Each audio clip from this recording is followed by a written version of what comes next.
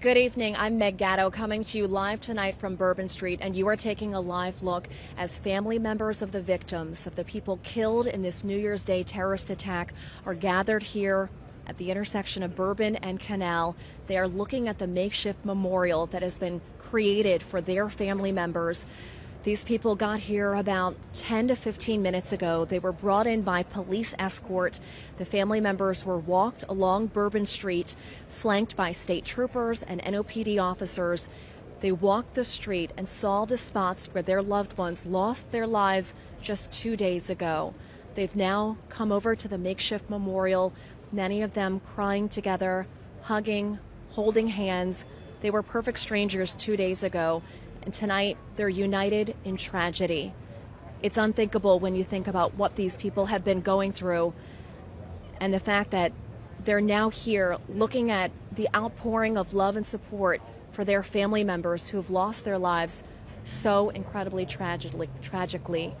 They're looking at the memorial, the candles that are here. People have written messages of support for the families in paint on the wall of the Walgreens here at Canal and Bourbon. So the families know that they're not alone, that they will get through this with the support of this community and the support of the country. It's certainly been a tough couple of days for them and for many people here in the city of New Orleans. We are learning new information tonight about the investigation into this terrorist attack. The FBI confirms that agents found bomb-making chemicals today at the suspect Shamsud Dinjabar's Houston area home. Meanwhile, agencies across the nation remain on high alert. DHS and law enforcement remain vigilant to any potential copycat. President Biden and First Lady Jill Biden will travel to New Orleans on Monday to meet with victims and their families. And we also have new video. It may be difficult for some of you to watch. It shows how people have very little time to react as the truck turned onto Bourbon Street and plowed through the crowd. It shows people suddenly racing to get out of harm's way as that truck sped down Bourbon Street. Some of them immediately took shelter in the closest open businesses. Video taken inside the Crystal Burger on Bourbon Street also shows the panic. We also have new information tonight about the moment police confronted Jabbar.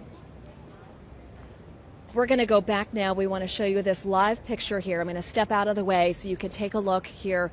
And again, the family members of the victims, visibly emotional, understandably, as they're now embracing each other. Many of them finding it hard to comprehend how this happened to their loved ones, simply out enjoying New Year's celebration on Bourbon Street, which everyone should have the right to do, before a terrorist took that from them and took their family members from them. I'm going to see if you bear with me for 1 second. Excuse me, can we ask you, how are you holding up tonight? We're just trying to be there for each other. Step by step. Can we ask, who was your loved one? Hubert Gautreaux. Hubert Gautreaux. He was from? Gretna. Gretna, that's right. So you're locals. I mean, I can't even imagine what you're going through right now.